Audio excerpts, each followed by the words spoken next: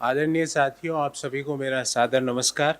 आज की प्रेस वार्ता रामचरितमानस के बाल कांड की एक चौपाई से मैं इस प्रेस वार्ता की शुरुआत करना चाहता हूँ।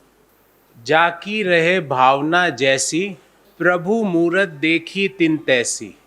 और रामचरितमानस में जो भारतीय जनता पार्टी का माइंडसेट है, गोस्वामी तुलसीदास जी ने उस समय ही सोच लिया था कि जिसकी जैसी भावना होती है, प्रभु की सूरत उसको वैसी ही दिखती है। और ये भारत जोड़ो यात्रा में भारतीय जनता पार्टी इस चौपाई के अक्षरश अनुरूप काम कर रही है। आप क्रोनोलॉजी समझिए। कंटेनर, कपड़े, कपट, ये क्रोनोलॉजी बढ़ती जा रही है। झूठ।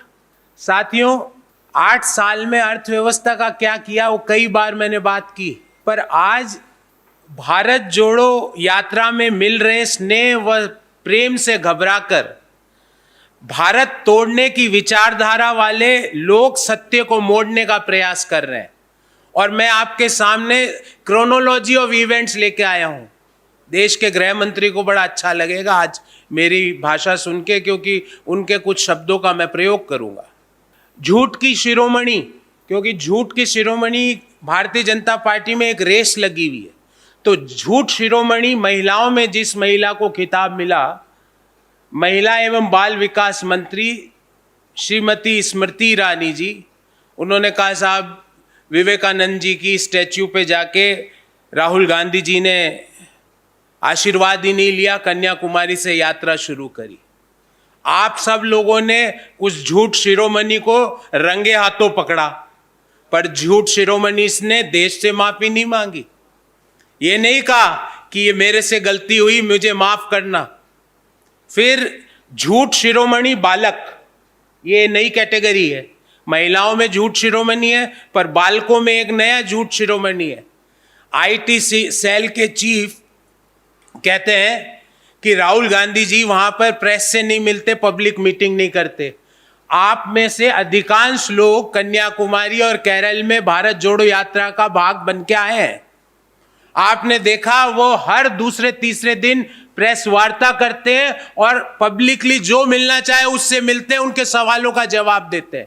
फिर मेरे को रामचरितमानस की चौपाई याद आई कि जाकी रही भावना जैसी, प्रभु मूरत देखी तिन तैसी।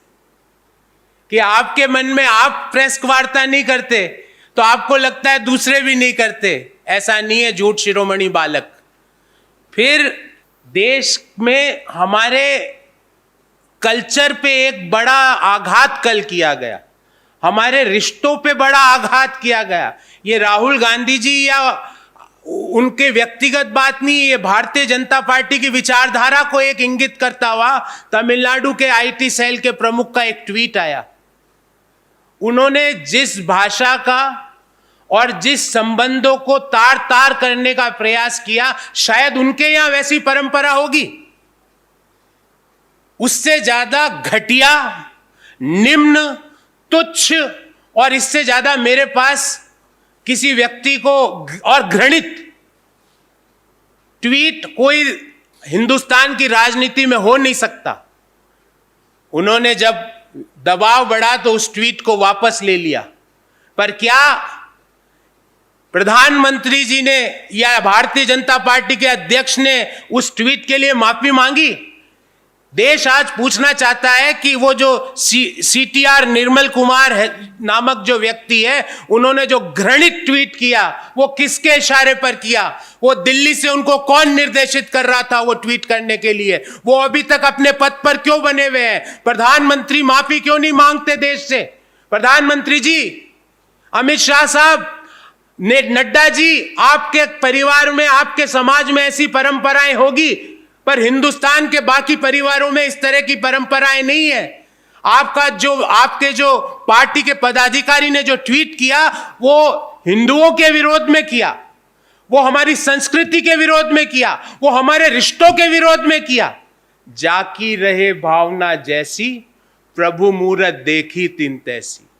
जिनकी जैसी भावना है, निर्मल कुमार जी की जो भावना है, भारतीय जनता पार्टी की जो भावना है रिश्तों के प्रति, उन्होंने उस भावना को अपने ट्वीट में परिलक्षित किया। ट्वीट डिलीट करने से नहीं होगा काम। प्रधानमंत्री जी, आइए सामने और माफी मांगिए देश से। झूठ की शिरोमणि महिलाओं की खिताब विजेता श्रीमती स्मृति ईरानी जी, आइए सामने और देश से माफी मांगिए कि आप सिर्फ और सिर्फ झूठ फैलाते हैं।